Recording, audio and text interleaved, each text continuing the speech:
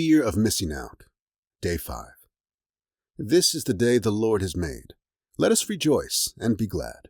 Psalm 118, verse 24.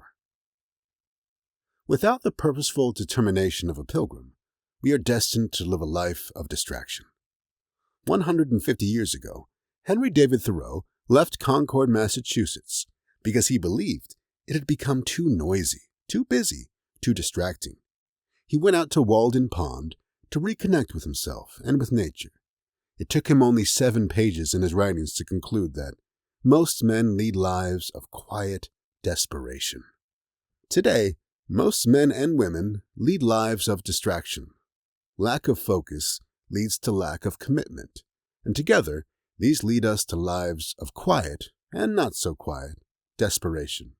Consecration changes all of that. It challenges us to name what matters most. It gives us the clarity and wisdom to focus on the vital few, rather than chasing the trivial many. It encourages us to place Jesus at the center of our days and weeks, and it liberates us from all the distraction and superficiality that dominates the culture. I had a college roommate who was constantly running from one thing to the next, sacrificing sleep and neglecting schoolwork. One day, I asked him why he was choosing this path, and he said to me, "I don't want to miss out on anything during these 4 years." This state has come to be known as FOMO, fear of missing out. The idea that if we make the right choices, squeeze enough into each day, and become ultra-efficient, we won't miss out on things is a colossal error. More than an error, it is a delusion. You are going to miss out. In fact, you are certain to miss out on the great majority of things, experiences, and opportunities. One of the biggest traps a pilgrim can fall into is the trap of FOMO. Driven by the psychological nonsense of FOMO, many people make the worst decisions of their lives. FOMO also has a close cousin known as settling. The accepted wisdom of the vast universe known as the Internet is that you should never settle. This is horrible advice.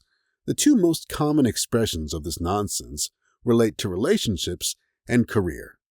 Settling romantically means committing to someone who is less than ideal for you.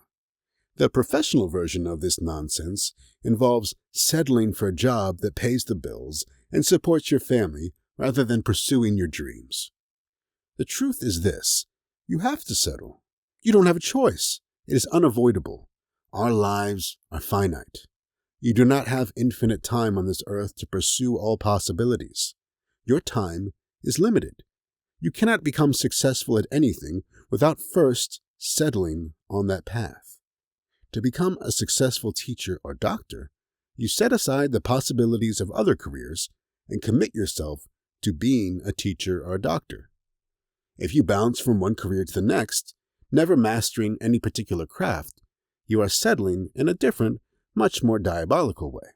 One of the main reasons so many young people are increasingly having trouble maintaining significant romantic relationships is because they want to keep all their options open. But keeping all your options open shuts down the possibility of success in the one relationship you are in at this moment. Every decision is a decision to miss out. Every choice for something is a choice to miss out on everything else. FOMO and settling both foster unrealistic ideals that nobody can live up to due to the innate limitations of life and all human beings. The result is a growing anxiety because we are constantly missing out and settling is inevitable. Consecrating ourselves to Jesus in the Eucharist changes all this. We are no longer afraid of missing out. We know it is preferable to miss out on most things because the only things that really matter are those that God has in mind just for you. Doing the will of God, therefore, transforms FOMO into JOMO, the joy of missing out.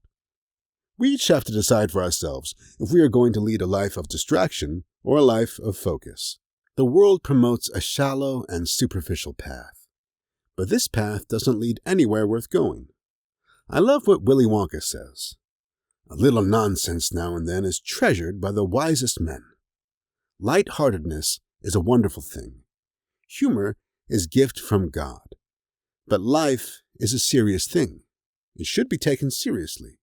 Humor and lightheartedness are designed to help us carry the serious burden of life, not to avoid seriousness altogether. The world tells people, "You think too much." What a horrible message. The world tells people, "Relax, enjoy yourself." These are important, but when all you do is relax and enjoy yourself, chances are you're headed down a long, cold, dark, lonely road. This road leads to comfort addiction. A couple of weeks ago, I was speaking with a friend, and he said something that made me stop and reflect. Everybody's looking for an easier, softer way. It's a generalization. It may not be true for everyone, but it sure seems true for most people. We want life to be easier. We want the path we walk to be softer. We want to be comfortable. Is comfort good for us? Is the comfortable path the way of the Christian? It seems that it isn't. This is not simply my opinion. There may be many things that seem unclear when we read the Gospels, but the general criteria for following Jesus is abundantly clear. In Matthew's Gospel we read, "If anyone wishes to come after me, let him deny himself and take up his cross and follow me." Matthew chapter 16, verse 24. Deny yourself. Jesus was clear. He didn't promise or even allude to an easy path. He did not promise comfort. He promised quite the opposite. He set denial of self as a primary condition of discipleship, and he promised that each of us would have a cross of our own to carry. Why doesn't Jesus want us to get comfortable? The reason is simple, profound, and practical. He doesn't want us to forget that we are just passing through this world. We are pilgrims. When we get comfortable, we start to behave as if we are going to live on this earth forever. And we are not.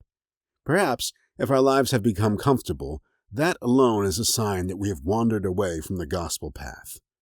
When was the last time you denied yourself? Was it a large or small thing?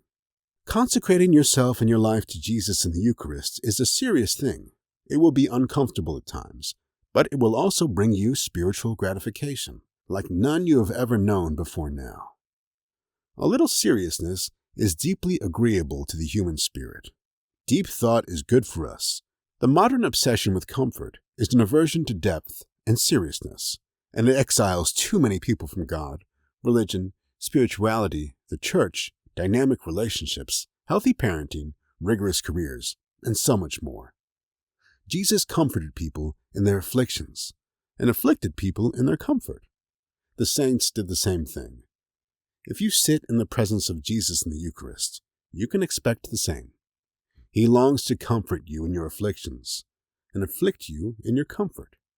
Trust, surrender, believe, receive. Lesson. One of the biggest traps a pilgrim can fall into is the trap of FOMO.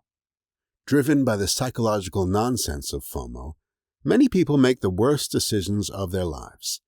The only things that matter are those that God has chosen for you. It is preferable to miss out on everything else. Doing the will of God transforms FOMO into JOMO, the joy of missing out. Virtue of the day. Discipline. The virtue of discipline allows us to maximize our contribution to the world. Joy is a byproduct of realizing our God-given potential. You will never have more joy than discipline. By choosing to discipline ourselves, we suffer less and cause less suffering for others. Spiritual communion. Jesus, I believe that you are truly present in the most holy sacrament of the Eucharist. Every day, I long for more of you. I love you above all things, and I desire to receive you into my soul. Since I cannot receive you sacramentally at this moment, I invite you to come and dwell in my heart. May this spiritual communion increase my desire for the Eucharist. You are the healer of my soul. Take the blindness from my eyes, the deafness from my ears, the darkness from my mind, and the hardness from my heart. Fill me with the grace, wisdom, and courage to do your will in all things. My Lord and my God, draw me closer to you, nearer than ever before. Amen.